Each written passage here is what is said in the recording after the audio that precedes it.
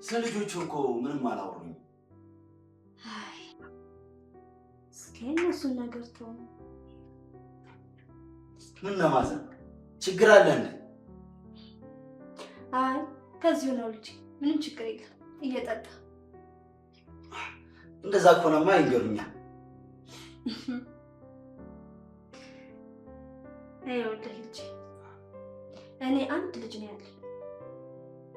ታዲያ ያየሁለት እሱ መልኩ ሸቀም ቆንጆ ነው ብታየው፣ ደግሞ ቁርጥ አባቴ ነው የሚመስለው። እሱን ያየሁለታ አባቴ ነው በሶስት ማለት።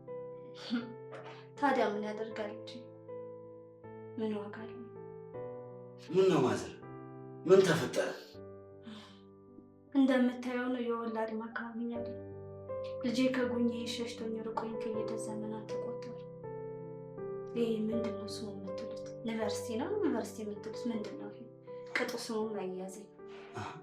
ከዛ ሄዶ ከቀረ ጊዜ የሚለው እንጂ